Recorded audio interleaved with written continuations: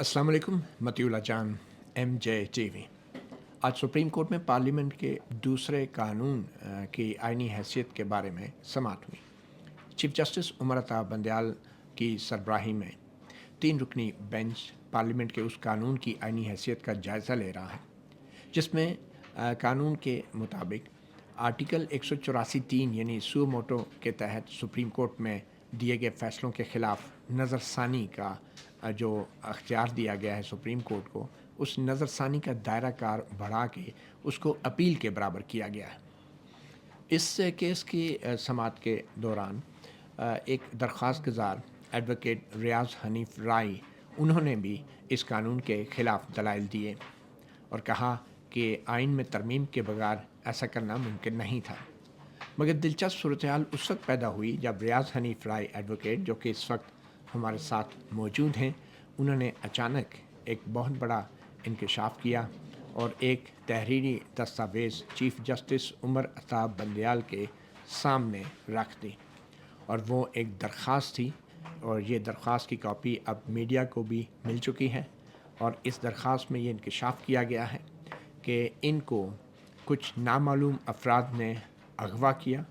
1 हफ्ते तक एक नामालूम मुकाम पर उनको रखा गया, उन पे तशद्दुद किया गया और उनसे ये कहा गया कि जो आइनी दरख्वास्त उन्होंने इस कानून के ख़िलाफ़ दायर की है उसको वापस ले लिया जाए। चीफ जस्टिस ने कमरा अदालत के अंदर एडवोकेट रियाज हनीफ राय से कहा कि दरख्वास्त पढ़ने की ज़रूरत नहीं, और अदालत में ये दरख्वास्त चीफ जस्टिस उमर अता बंदयाल ने पढ़ने भी नहीं दी, बल्कि ये कहा कि आप मेरे से मिल लें, मुझसे चैम्बर में मुलाकात कर लें, हम इस मामले को देख लेते हैं, आपको पढ़ने की ज़रूरत नहीं है। मगर बहरहाल ये तमाम वाक़या अब चीफ जस्टिस उमर अता बंदयाल के बाकायदा तौर पे नोटिस में लाया जा चुका है, तहरीरी तौर पे, और इस हवाले से एक इंक्वायरी की इस्तदा की है। मेरे साथ मौजूद एडवोकेट रियाज हनीफ राय ने। रियाज हनीफ राय साहब, ये क्या वाक़या हुआ मुख्तसरन बता दें और नाज़रीन को ये भी बताते चलें कि आज की हम अदालत के अंदर क्या हुआ उसके बारे में अभी हम मालूम करते हैं एडवोकेट रियाज हनीफ राय से।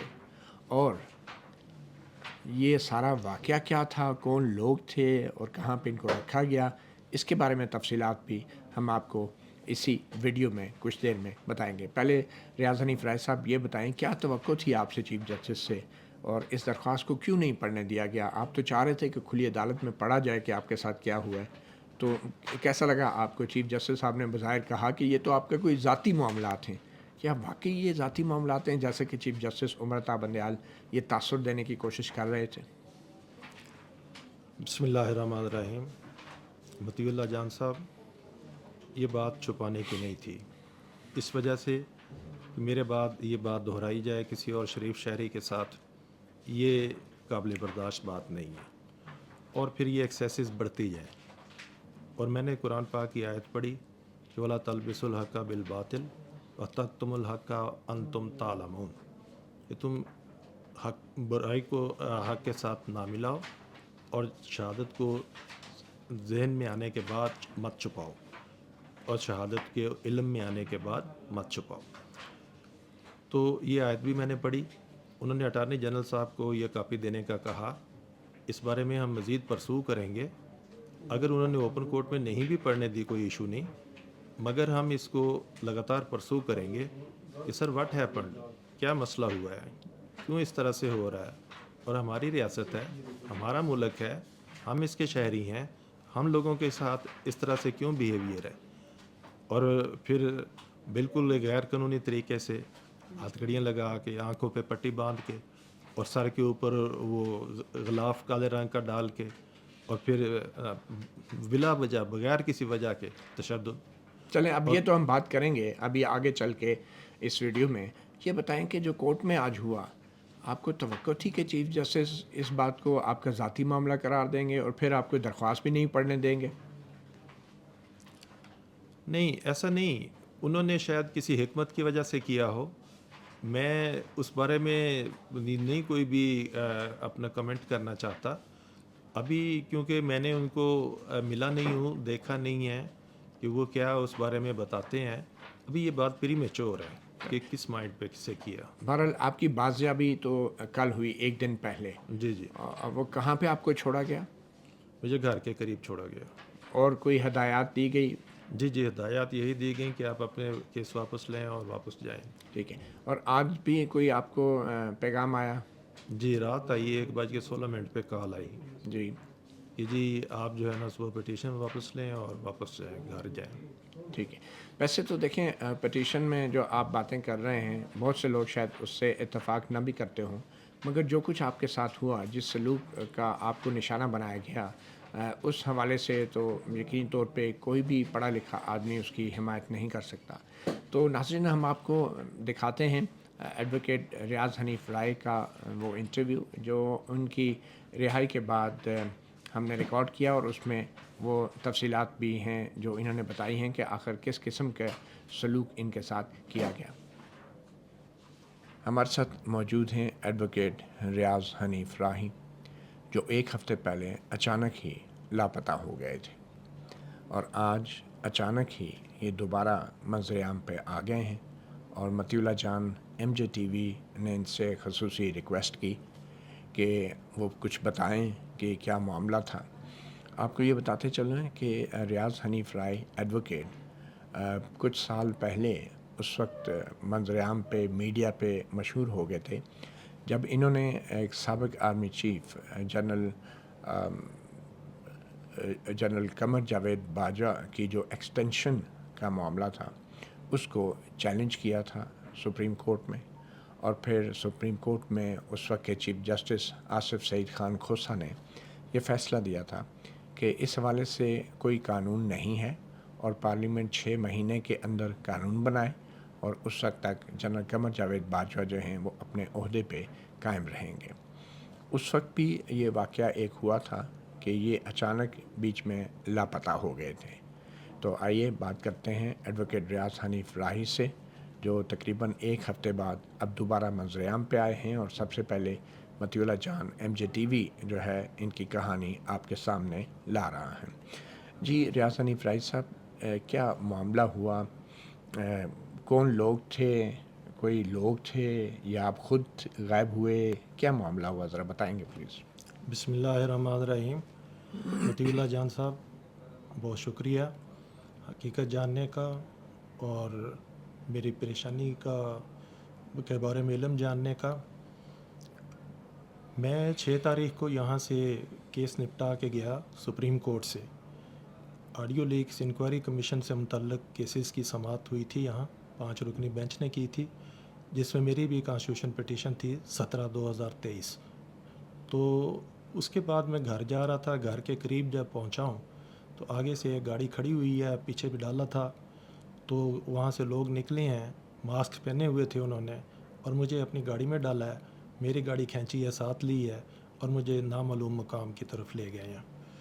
تو وہاں پہ مجھے انہوں نے تشدد کا نشانہ بنایا، ٹارچر کا، غیر قانونی حراست میں رکھا، اور مجھ سے میری ویڈیو بنائی، مجھ سے غیر ضروری انڈرٹیکنگ لیں جو حقائق کے بالکل برعکس ہیں، اور مجھے میرے بارے میں بہت سی غلط فہمیاں پبلک کرنے کی کوشش کی کہ میں اداروں کو بلیک میل کرتا ہوں، اور میں PTI کا سرگرم رکن ہوں، اور میں موٹیویشن کے ذریعے سے میں پیسے بٹورتا ہوں، اور اس طرح سے کر کے میں اداروں کو بلیک میل کرتا ہوں، جبکہ میری ایفرٹس لیگل ایفرٹس تھی، اور میں نے اپنی پٹیشن دائر کرنے کی وجوہات اوپننگ پیرے میں لکھ دی تھیں کہ جی obedience to constitution and law is obligatory on every citizen, یہ آرٹیکل 5 کی ریکوائرمنٹ ہے، اور سپریم کورٹ رول کی بھی ریکوائرمنٹ ہے کہ I should strive for the cause of justice and for the supremacy of law.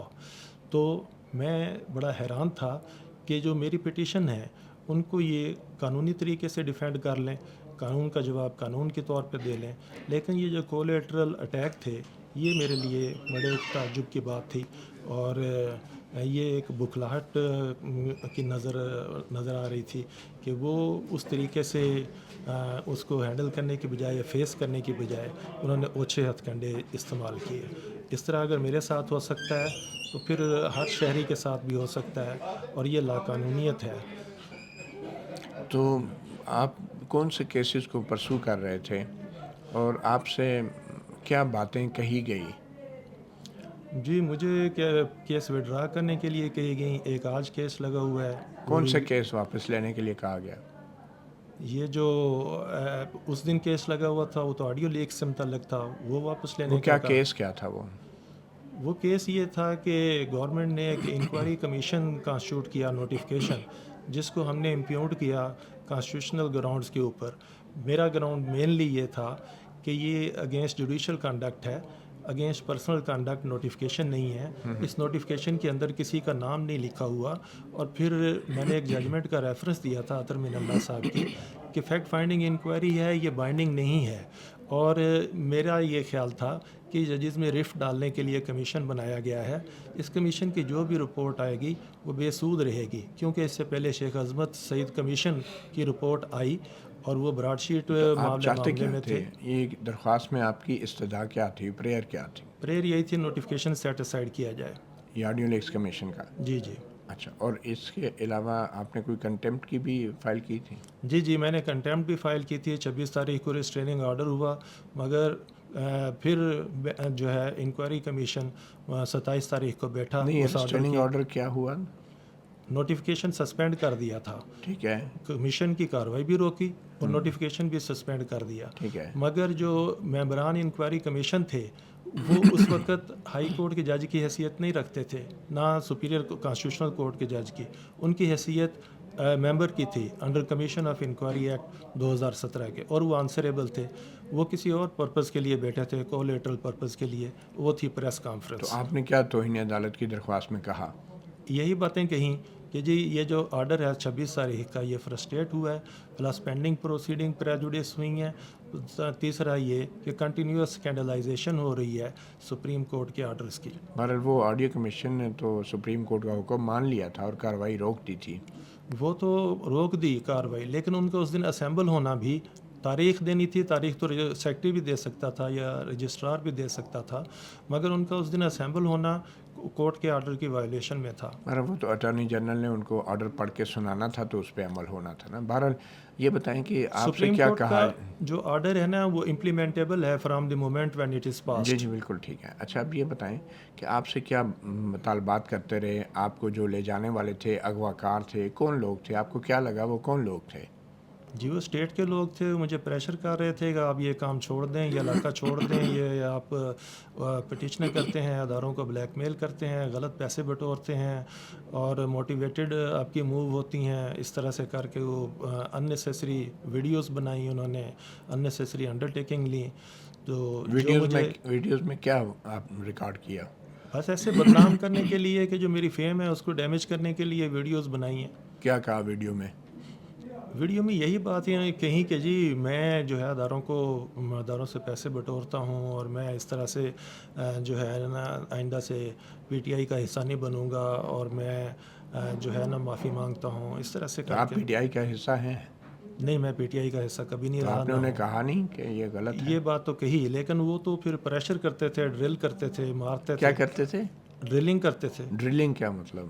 وہ ایک ڈرل مشین ہے، وہ جسم میں چبوتے ہیں، اس سے تکلیف ہوتی ہے باڈی میں. نہیں، کیا صرف چبوتے ہیں، سوراخ کرتے تھے، کیا کرنا چاہتے ہیں؟ جی وہ جب باڈی میں آتی ہے تو پھر تکلیف تو ہوتی ہے. نہیں تو کیا کوئی زخم بھی ہیں، کوئی نشان ہیں ایسے؟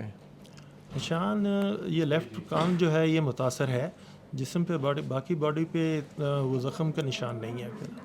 اچھا، کوئی زخم کا نشان نہیں ہے. تو اور کس قسم کا تشدد کیا آپ کے ساتھ؟ تھپڑ، موقع، ڈنڈے.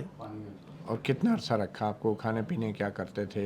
کھانا پینا تو ان کا ٹائم پر تھا، تو باقی جو ہے اس مرے میں تو پنکچول تھے، لیکن تشدد وہ لگاتار کرتے رہے. کیا مطلب کہ ایک ہفتہ تک کہاں رکھا انہوں نے؟ کوئی جگہ کا آپ کو آئیڈیا ہے؟ جی یہ پنڈی سائڈ کے اوپر کوئی جگہ ہے. مجھے یہ اینٹی اسٹیٹ ایلیمنٹ جہاں رکھتے ہیں کنفائن جو آپ کو کیسے پتا کہ وہ جگہ اینٹی اسٹیٹ ایلیمنٹس کی ہے؟ آپ پہلے بھی گئے ہیں جو ادھر؟ چیزیں تو خود بخود بولتی ہیں نا، کیونکہ وہ ایک علیحدہ جو ہے نا وہ سیل تھا، تو علیحدہ علیحدہ کمرے تھے اور اس طرح سے وہ کیے ہوئے تھے، بنے ہوئے تھے، نظر آ رہا تھا. وہاں پہ اور بھی کوئی لوگ تھے؟ جی ان اور لوگوں کا تو ان کے ساتھ تو کوئی تعلق واسطہ نہیں تھا، علیحدہ تھے ہم.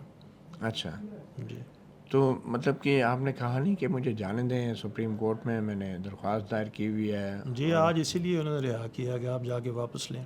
کیا واپس لیں؟ اپنی جو آئینی درخواست ہے واپس لیں۔ تو پھر کیسے انہوں نے رہا کیا، ذرا وہ بتائیں کہ کس نے آ کے بتایا کہ آج آپ کو چھوڑ دیں، کیا ہے، کون تھا وہ، کیا بات ہوئی آج، کتنے بجے چھوڑا؟ جو کیس آفیسر ہے جی، وہ جو ڈیل کرتا ہے، اسی نے کہا کہ جی آپ جو ہے نا، آپ کا کیس لگا ہوا ہے تو آپ نے درخواست ڈالی تھی، وہ فکس ہو گیا ہے، تو یہ بھی واپس لیں، اور ہائی کورٹ میں بھی ایک آپ کی ریٹ ہے وہ بھی واپس لیں، اور یہ نہ سوچیں کہ ہم اتنے بے بس ہیں، ہم آپ کو کسی وقت بھی اٹھا سکتے ہیں، آپ کے بچے بھی محفوظ نہیں ہیں، آپ بھی محفوظ نہیں ہیں، آپ اس کو بھی اٹھا لیں گے جس نے ریٹ کی ہے، تو ہم بھولتے نہیں ہیں، اب آپ کو ہم بھولیں گے نہیں۔ اچھا، اس سے پہلے بھی آپ ایک دفعہ اچانک لاپتہ ہوئے تھے جب آپ نے army chief general Qamar Javed Bajwa کی ایکسٹینشن کے حوالے سے ایک درخواست دائر کی تھی سپریم کورٹ میں، وہ کیا واقعہ تھا؟ دیکھیں، وہ واقعہ تو پاسٹ اینڈ کلوز ہو چکا ہوا ہے، اس وقت بھی مجھے پریشرائز کیا گیا کہ آپ نے پیٹیشن کیسے وتھڈرا آپ کو کرنی ہے۔ لے گئے تھے، کیا ہوا تھا جی لے گئے نا جی، اس وقت تو بھی؟ ہاں جی، تو بس وہی طریقہ کار دہرایا گیا ہے، اس وقت سافٹ تھا، اس وقت انہوں نے سوچا کہ بھی مزید دباؤ اور اس کو جو ہے نا مفلوج کرتے ہیں۔ تو پھر اس وقت بھی بعد میں چھوڑا گیا تھا، اور آپ نے پھر اس وقت بھی معاملات سامنے نہیں لائے تھے، کہیں کوئی ایف آئی آر، کوئی درخواست نہیں دی تھی اس واقعے کے خلاف؟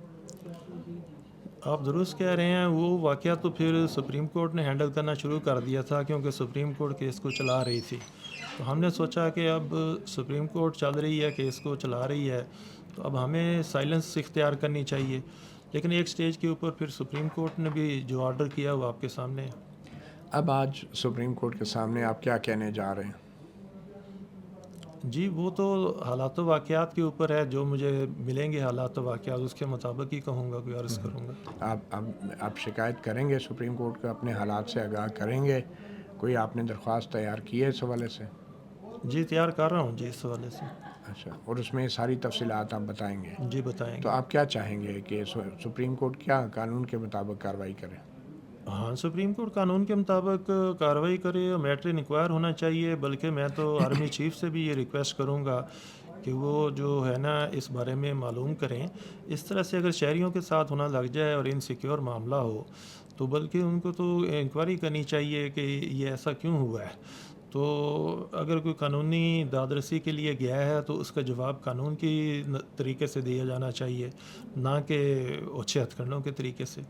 اچھا، آپ کا یہ جو حالیہ واقعہ ہے اس پہ اسلام آباد ہائی کورٹ میں بھی ایک حبس بجا کی درخواست دائر کی گئی تھی، جی کی گئی تو ہے اس پہ کیا معاملہ ہوا؟ معاملہ جی، وہ میرے بیٹے نے دائر کی، اس کے اوپر ایف آئی آر ہو گئی ہے، تو باقی ایس ایس پی آپریشن پیش ہوئے تھے، تو کل انہوں نے کہا جی کہ ہمیں ٹائم چاہیے، تو ہم نے تمام صوبوں کی بھی پولیس کو لکھا ہے اور ہم تلاش کر رہے ہیں، تو ہم کوئی نہ کوئی کام کر کے لے کے آئیں گے۔ چلیں، بہت شکریہ ایڈوکیٹ ریاض حنیف رائے، یہ سپریم کورٹ کے وکیل ہیں۔ ان کی بہت سی باتوں سے، ان کی بہت سی درخواستوں سے ہم جیسے بہت سے صحافی اتفاق نہیں کرتے، اور ہم بھی ظاہری بات ہے ان کی جتنی بھی قانونی کارروائیاں ہوتی تھی ماضی میں بھی، اس کو بطور ایک جرنلسٹ شک کی نگاہ سے ہی دیکھتے رہتے تھے، مگر ان تمام اعتراضات یا اپنے تحفظات کے باوجود اس کا یہ مطلب ہرگز نہیں کہ پاکستان کے کسی بھی شہری کو سپریم کورٹ کے ایک وکیل کو یا ایک سائل جو کہ سپریم کورٹ کے سامنے کھڑا ہے، ایک درخواست گزار کھڑا ہے، اس کو یوں اغوا کر لیا جائے، اسے تشدد کا نشانہ بنایا جائے، اس کو بلیک میل کیا جائے، اس کو دباؤ میں لا کے کہا جائے کہ وہ سپریم کورٹ جو پاکستان کی اعلیٰ ترین عدالت ہے اس سے اپنی درخواستیں واپس لیں۔ یہ تو ان کے سنگین الزامات ہیں جو ایڈوکیٹ ریاض حنیف رائے نے لگائے ہیں، اور یقینی طور پہ یہ الزامات کی تحقیقات ہونا، انکوائری ہونا بہت ضروری ہے۔ اب چونکہ الزام ریاستی اداروں کے اوپر ہے تو ریاست یا حکومت سے تو شاید کسی منصفانہ انکوائری کی توقع نہیں ہے۔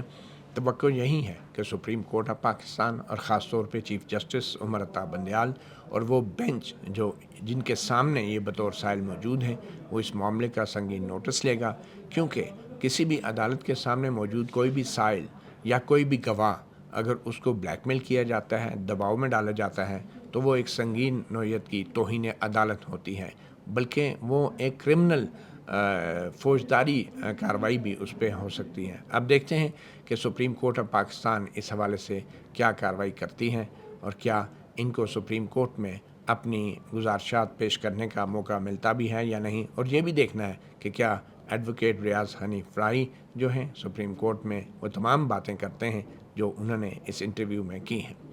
مطیع اللہ جان، MJ TV سے اتنا ہی، اجازت دیجیے، اللہ حافظ۔